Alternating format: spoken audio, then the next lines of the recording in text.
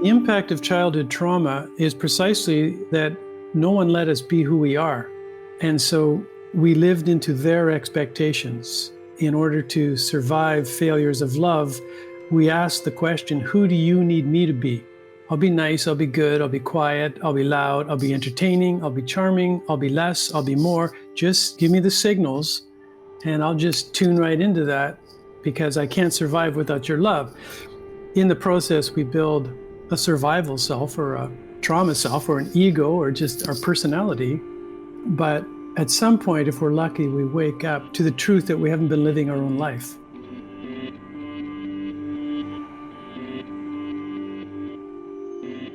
Thanks to Descartes, modern medicine has constructed an arbitrary barrier between the mind and the body. They say it's all in your head. But is it really? We are not segmented beings, and our bodies carry us through all the experiences of our lives, the pleasures and the traumas. Increasingly, a body of research indicates the trauma leaves an imprint on the body, that it is stored in our cells, often embedded so deep that we don't even realize it's there. In recent years, psychedelic-assisted therapies have shown tremendous promise to treat PTSD and other chronic conditions that are rooted in trauma. In today's episode, we are seeking to understand the power of psychedelics to heal our mind, body, and spirit. Welcome to Mind Curious, a podcast for those looking to explore the potential of psychedelic compounds. In this show, we'll dive deep and test our understanding of what consciousness is while talking to experts in the field who are no strangers to tapping into the curiosities of the mind. I'm your host, Dr. Sherry Walling. Let's dive in. I also want to add one common sense reminder. This podcast does not constitute medical advice. The perspectives of the guests are theirs alone, and they don't represent me, my opinions, or those of Mind Cure Health. If you are in need of treatment or mental health support, please consult a clinician or a physician. My first guest is Kelly Street, a yoga teacher and therapist in training. She's working with the Psychedelic Somatic Institute to practice a form of medication-assisted therapy that integrates body awareness and talk therapy. In my conversation with Kelly, you're going to hear some themes that come up repeatedly throughout this episode, from the limitations of traditional therapy and yoga in healing our deepest traumas, to the emergence of emotions that have been locked down in our bodies since childhood. I'm curious for you, Kelly, how you have brought the body into a healing journey, what that's looked like for you. Yeah. And journey is really the best word for it up to this point. I still feel like there are miles and miles ahead, but I can look over my shoulder and I can see the miles that I've come. And really it started for me with yoga and breathing and just being in my body. And for years and years, I practiced yoga. I became a yoga teacher. I started working with my own body and movement and seeing how it felt. And then the progress kind of plateaued and stopped.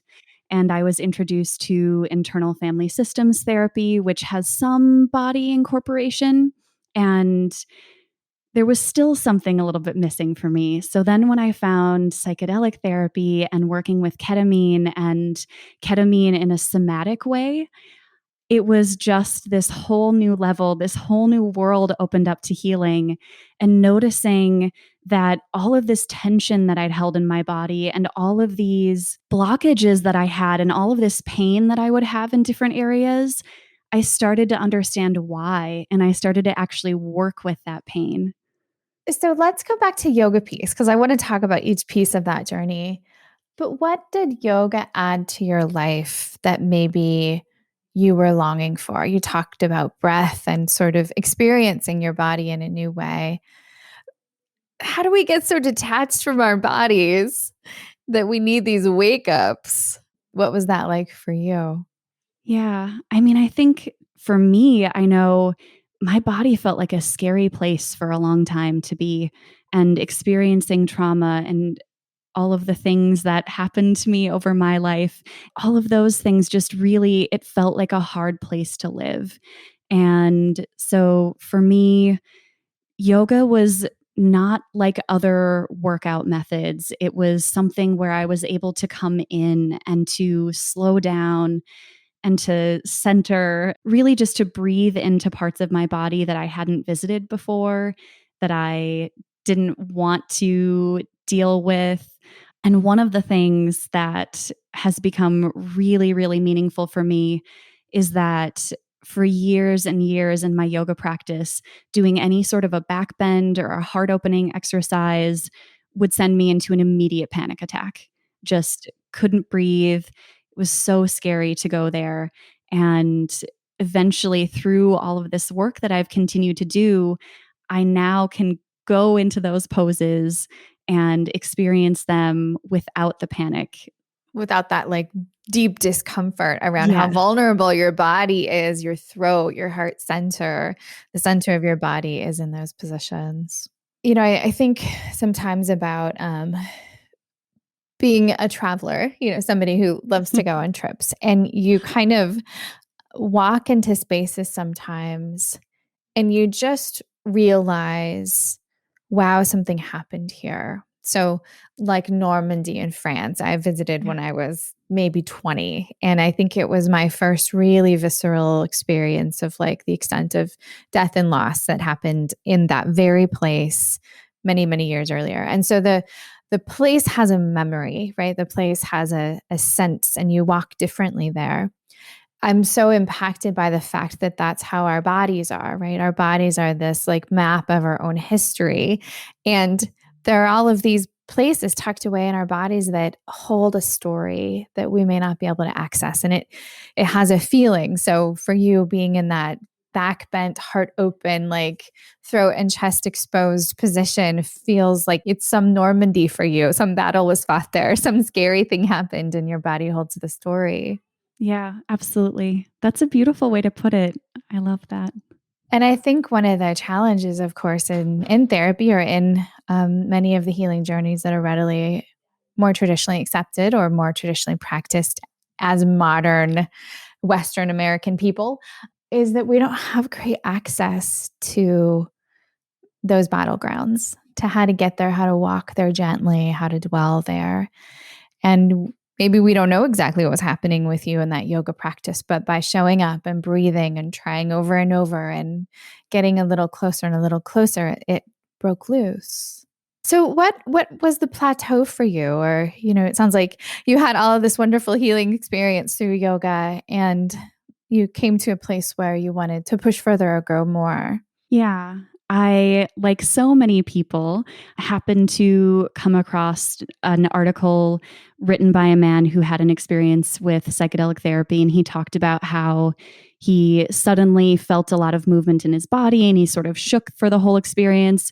And it was just, I read that article and I had this deep knowing that this was what I needed, that this was something that could help me, something that could bring me into feeling safe in my body again. And so I figured I would try it. And I found ketamine therapy, and specifically ketamine therapy that was focused on a somatic experience.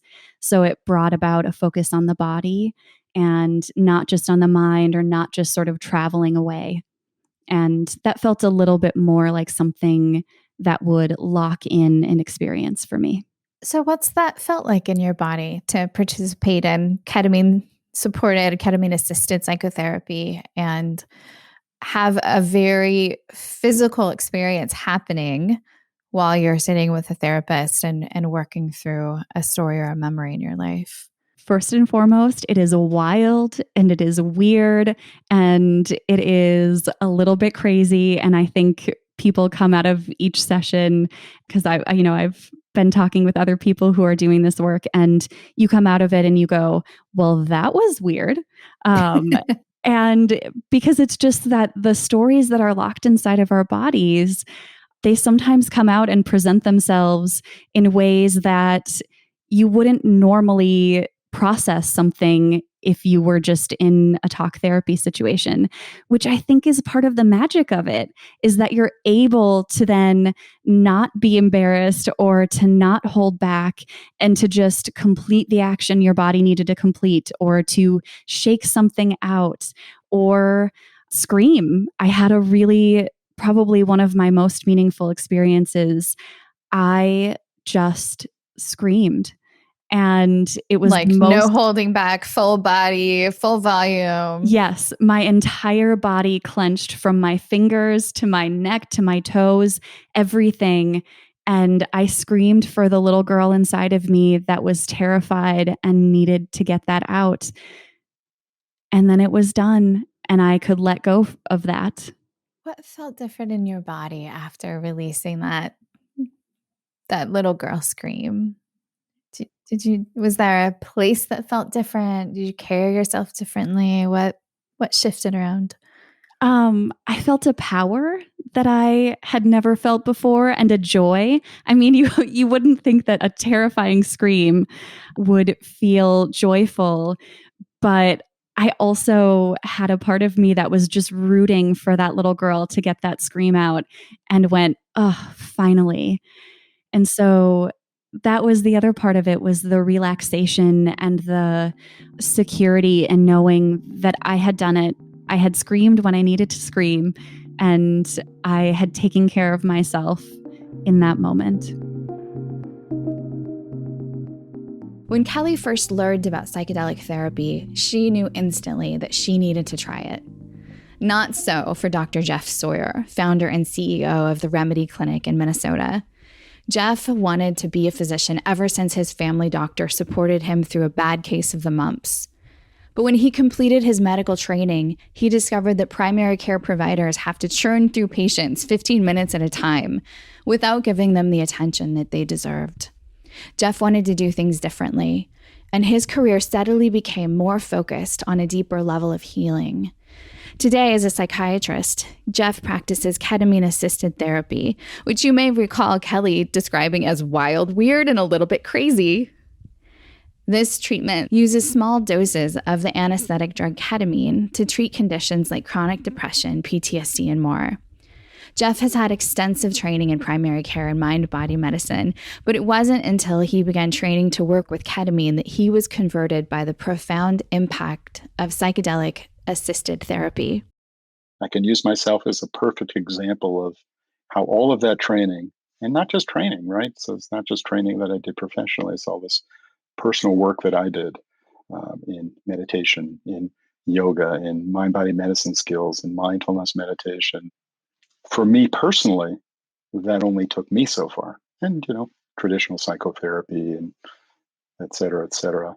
It's always been clear to me that even though I'm well trained in all these things and use these skills and know them and use them personally and use them with patients, that there was still a big disconnect between me and my body. And I saw that in patients, time and again, patients who would come in and they were yogis or yoginis, they were expert meditators, they were, you name it. They did everything the right way, right? They had all the skills, and yet all these unresolved issues in terms of mood or pain or trauma or whatever it was.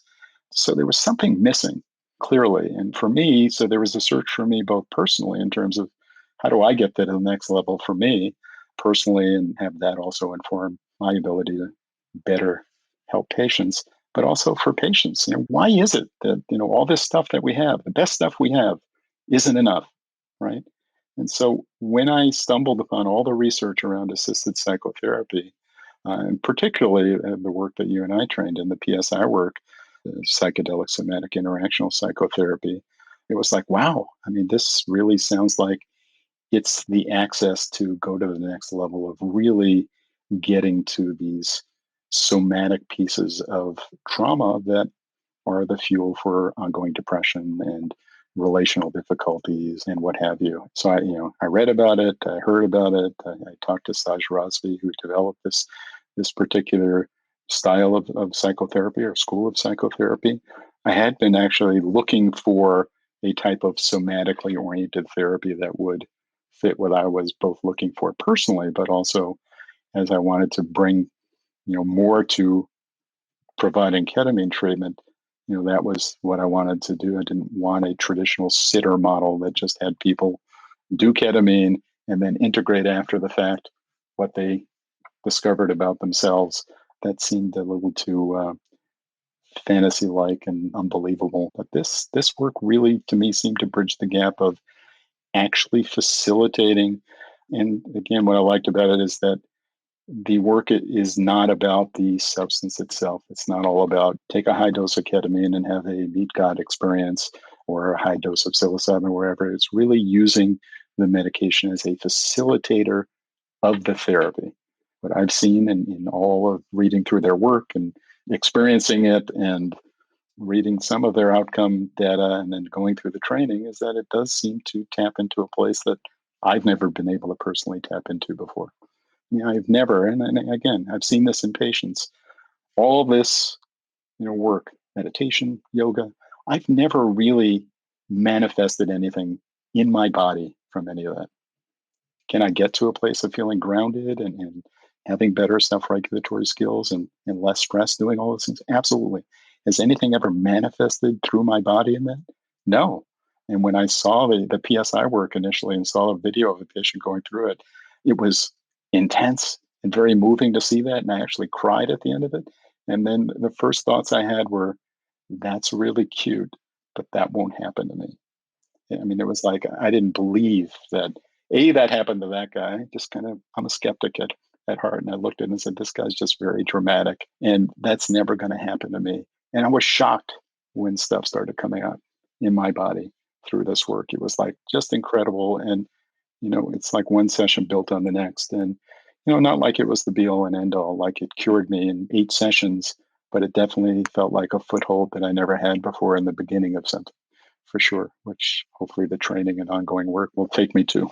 And one of these sort of difficult stories within both psychiatry from the medication perspective or psychotherapy from the mind perspective is that it's so hard to help people access their bodies, right? Again, meditation, yoga, we've got these tools, but there's this belief that I think most of us can sort of sign on to that our traumas and our pains are stored somewhere in our body, right? Bessel van der Kolk's work and others who've really articulated this beautifully.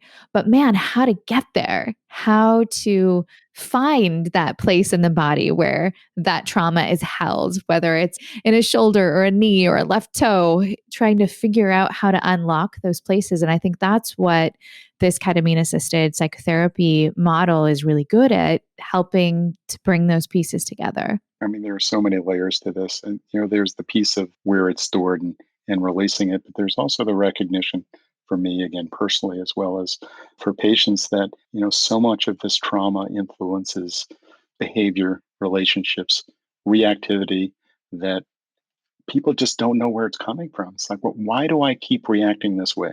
Why do I keep choosing this type of relationship or person?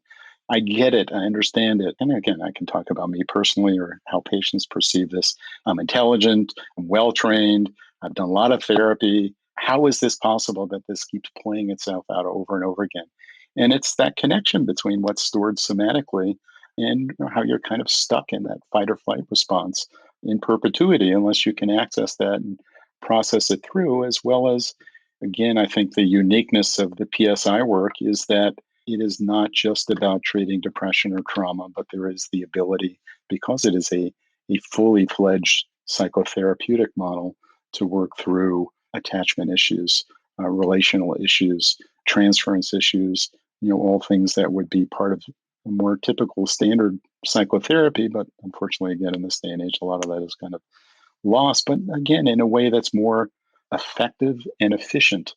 So it's very enticing to me, again, personally, for the issues I've dealt with in my own family of origin and chaos and trauma, as well as, the hordes of patients that I've treated who have similar stuff that nothing we've offered them has really been able to tap into that. Do you have a different sense of your body after having done this work? Like a different relationship with your body? I can't say I've done enough of the work to really say, that's been totally transformed. I think what's transformed is my sense that I can start to tap into that. let it go and be much more connected to and in my body, so to speak.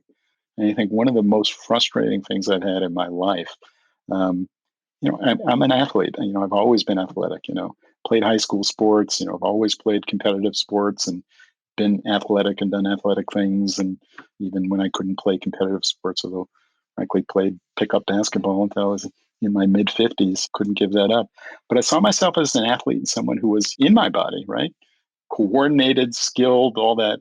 But I always knew that there was this level of tension in my not even recognizing how tense I was always. It's like I'd go in or I'd have some issue. And I remember I had chronic migraines for years, although frankly, I haven't had those in the last probably 7, 8 years because of other things I'm doing to help with that. But went in to see a more integrative, holistic oriented neurologist. And he was checking out my head and neck muscles and shoulders. And it's like I was one of those people where, shoulders were up to your ears and he's saying, relax your shoulders. I'm like, I am relaxed. And he'd, pull on my head and scalp and, push down my shoulders and they'd get there and I'd say, oh, and this is after doing years of yoga and things. It's the water I swim in, right?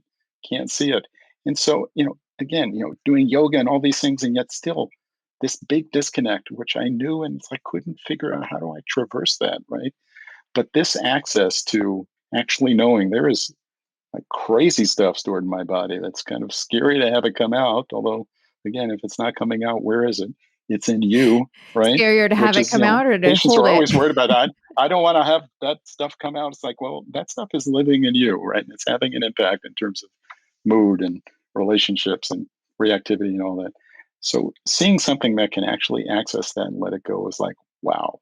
And that I could actually start to let go of some of this and tap into it was revealing and eye-opening and I think really exciting. Jeff had to experience psychedelic therapy himself to fully appreciate how it could change the lives of his patients. And that seems to be a common thread in this space. Just ask Bruce Sanguin, a former pastor turned psychedelic integration therapist. In his most recent book, Dismantled, Bruce describes how he reckoned with his deeply embedded physical childhood trauma on his own spiritual journey.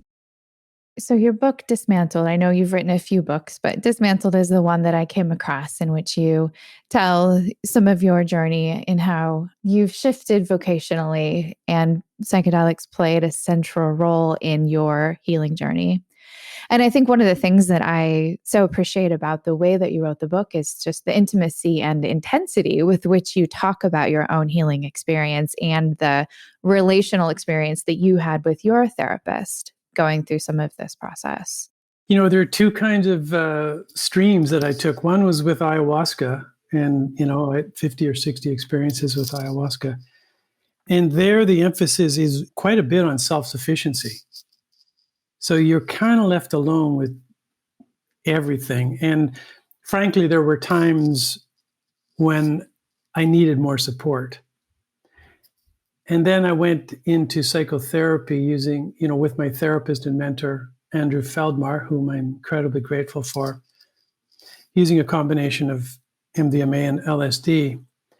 And there, I think, is where I experienced had the corrective experience of being with someone who was just with me with zero ambition for me, zero expectations. Why was that so powerful for you? It was powerful because the impact of childhood trauma is precisely that no one let us be who we are. And so we lived into their expectations. In order to survive failures of love, we asked the question, who do you need me to be? I'll be nice, I'll be good, I'll be quiet, I'll be loud, I'll be entertaining, I'll be charming, I'll be less, I'll be more. Just give me the signals and I'll just tune right into that because I can't survive without your love. In the process, we build a survival self or a trauma self or an ego or just our personality. But at some point, if we're lucky, we wake up to the truth that we haven't been living our own life. And like for me, it happened when I was 55. It's like, Jesus, for all this time, I haven't been living my own life. And it's very sobering. And there's grief. And there's like, what the hell have I been doing? What kind of hypnotic trance inducted me into this other life? And then I saw how I structured my personality to be nice and to be good and to be pleasing, to be smart. So I saw how I was performing life rather than living it. And the healing process involves trading in the performance of life or the performance of good for the practice of true. And why psychedelics? Why do you think it's so hard for us to get there purely in a relational way? Well, being a It's it's possible, possible, right? sure. Like, that. And it takes Yeah. a lot of time, but it takes a lot of time with psychedelics too. Like, I'll just speak from my own experience, Sherry. I went to the jungles of Mexico to ostensibly be an integration therapist. So I was going to show up, and during the day, people would come to me and I would help them do their integration of the experience. But I found out about an hour before the ceremony that the shaman said, no, you'll be drinking every night with us. And then during the day, you'll be also doing the integration work. Well, I got slammed. Night after night after night, I was taken to the same place of profound sorrow that I'd been living with unconsciously my whole life. And it took me back, the medicine took me back in all of its intelligence because of the power of denial. I had to break through the part of me that was defended against feeling this and defended against believing that this could be possible, that there was so much lovelessness, so much lack of kindness, lack of tenderness, so much hurt enacted that I repressed this so deeply that there was no getting at it. It's especially difficult if you're successful. Mm-hmm. I had written books. I'd been this minister for 30, like people came to me. I was the guy. You were put together. I was put together, right? And ayahuasca's job was just to dissemble me. It was just taking me apart piece by piece until I was just dropped into this state of, I was a 2-year-old crawling around in the jungle, uttering a mantra, I'm a motherless child. I'm a motherless child. It was a terrible, terrible thing. I mean, at what point did you want to pack up and go home and be like, forget this? Every single day. Okay. What kept you there? Yeah, that's a really good question. I think it's because ultimately I trusted that something was at work that was for me. And this gets into the conversation about spirituality, but there is some kind of intelligence that was working that was for me and not against me. And so I kept surrendering into it. But just to loop back to finish your question, I think it's so difficult to get to these places of repressed feelings and memories because of the power of denial. That we put in place a defense mechanism that was equal to the amount of heartbreak that we experienced. And we told ourselves, because it was true then, I won't survive this if I feel it. So we carry that memory of that belief, that core belief or conclusion we came to about reality is I can't feel what's there and survive, with us into our psychotherapy, into our medicine work. And that's why it's so challenging. We put it in place to survive. And the memory is that if we go back into this, we're going to be destroyed. Mm-hmm. Yeah. It's not true, but we don't know that it's not true. And it's so deeply interwoven into ourselves that you almost can't look at it as a separate thought. Yeah, exactly right. That's a really important point you make, Sherry, is that when I was in the jungle, crawling around, it's not like there was a self watching me. I was identified with it. The feelings had me. I didn't have the feelings. There was just me as the feeling. And that's true as a child. You are your feelings. There's no separate I. So to go back into it is like the fears that you're going to contract back into that place where you're of absolute abandonment. Yeah. How did you begin to be reconstructed, if I could use that term? I don't know if it's the right term. I think the pivotal moment was to begin with during an ayahuasca experience where I was in agony again. This seems to be my story. The agony is the resistance to it, right? So I was agonizing myself. And The shaman worked on me, came up, and he was doing the Shipibo chants. I went back to my mat, and then there was this breakthrough. And what happened is I fell in love with myself. Like, I saw how truly beautiful I am. I mean, I don't mean to be narcissistic. Everyone in that room is beautiful. Like, we come into this world with sort of an original beauty and radiance that, if it's not seen, it's heartbreaking. And unfortunately, very few people, it seems, are capable of actually seeing the radiance and amplifying it. Instead, if they've been traumatized themselves, they dim the wattage. Contain, protect. They protect themselves.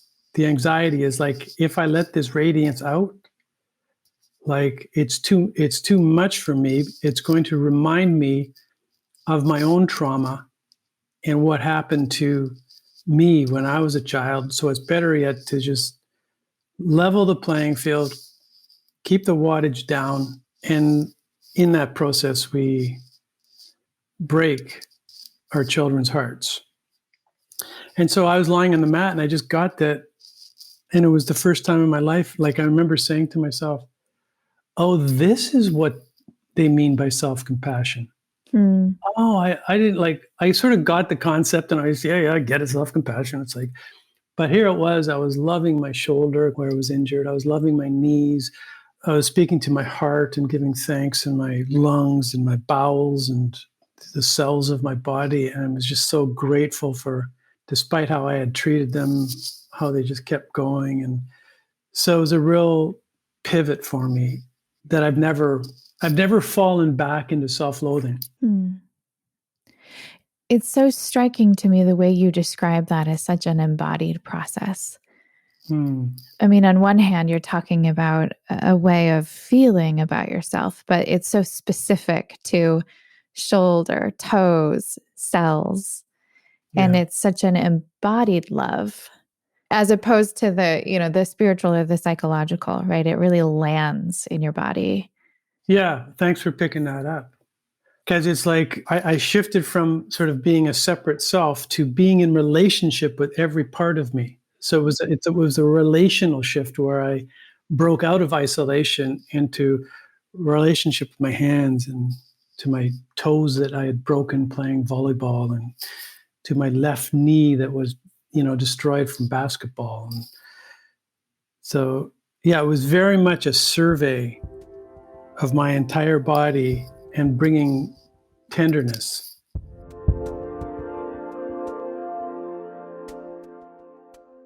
Bruce beautifully articulated a really unique experience about medicine-involved healing processes. Psychedelics heal us on a physical, cellular level in a different way than relationship-oriented psychotherapy does. There's something else that stood out to me in Bruce's story. Before he reached that full relationship with every part of his body, Bruce described his shift away from the separate self. This language reminds me of dissociation, which is a common part of trauma. But returning to my original conversation with Jeff, it turns out that dissociation actually plays an important role in the ketamine infusion therapy. One of the things that I find so interesting about the possibility for psychedelics is to begin to access dissociation, or begin to help people come back from dissociation, which, is one of those terms that in the psychotherapy world, at least in the places where I've trained, that's, it's sort of regarded as this big red flag. Like, oh, if someone's got a lot of dissociation going on, really be careful. Like, probably can't do a lot of intense trauma work, or, handle them with kid gloves because you might lose them in some way. And I think this way of thinking about dissociation on the continuum of fight or flight, of a trauma-related anxiety edge state. That's what really hooked me about VPSI work, because I heard a podcast that Saj Rasvi had done back in November of 2019. And he was being interviewed by a psychiatrist in Colorado, and they were talking about chronic dissociation. I was like, okay, interesting. But when they talked about, these people with chronic depression and equated that with this chronic low-grade dissociation. And the psychiatrist was listening to Saj speak and said something to the effect of, "Oh, you mean like The Walking Dead?" And it like hit me between the eyes that some of the chronic low-grade depression I've dealt with all my life is not depression, it's that. And that all of these patients that we're treating for, this treatment-resistant depression, which is this lifelong low-grade depression, it's low-grade dissociation. And that just was like a lightning bolt, like, oh my God, how we've been misidentifying, mislabeling, and mistreating this, both again for patients and for me, myself. So that was really eye-opening that there's a new way to access that. And, dissociation is kind of a bad word in mental health. Like it's something to avoid, right? And it's ironic because on the one hand, we see it that way from what we've learned in our training that dissociation is a bad thing. On the other hand, we're now using dissociation as a therapeutic tool, and it's a paradox. Like, wait a minute, you want to avoid it; it's a bad thing, with like dissociative identity disorder, all that, and yet we're invoking it in the treatments that we're using. But like anything else, you harness it and use it the right way, and it's useful. And even when we started to use ketamine for infusions for severe depression, dissociation was kind of a thing that we wanted to avoid. So if the dose got too high and people got dissociated, we saw that as a side effect. We backed off. We treated it, with other medications because it was considered bad. Well, over these last 12 years, what we found is that dissociation with ketamine is actually the sweet spot and actually the therapeutic piece of it.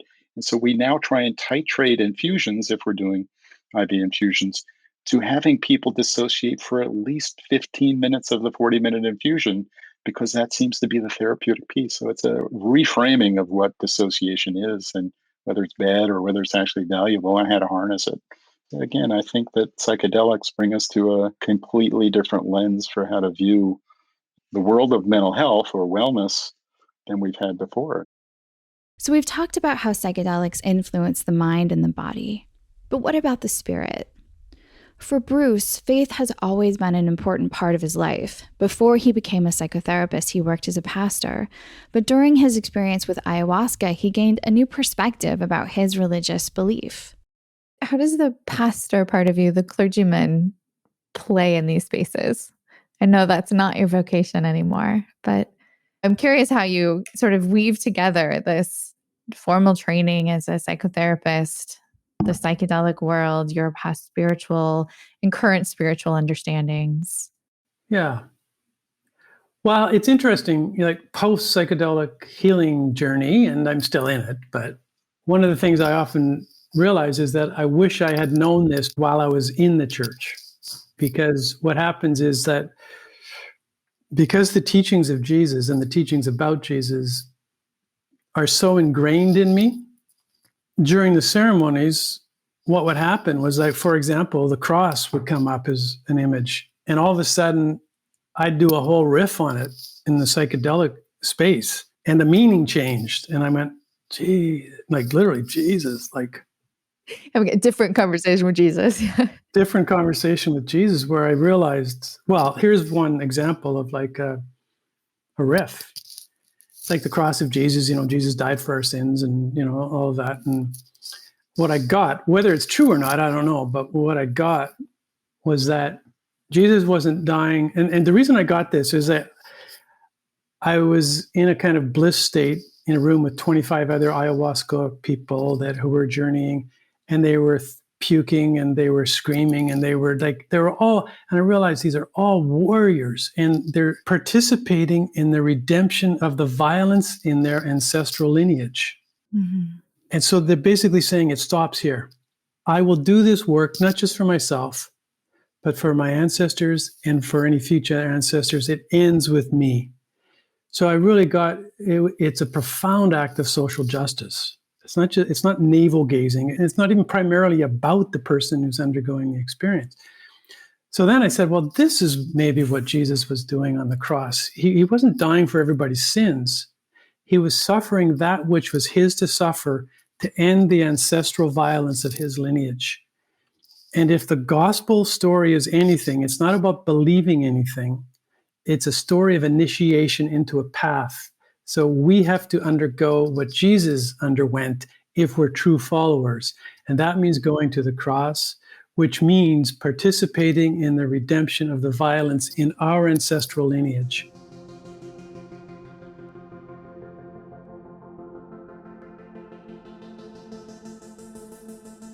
The ancestral violence Bruce talked about is sometimes also referred to as intergenerational transmission of trauma. Trauma lives on in our somatic memory, waiting to be unleashed on our loved ones, who will carry it in their bodies. But with the introduction of psychedelics to the Western medical world, we have a real shot at going deeper in our healing and breaking that cycle of intergenerational transmission.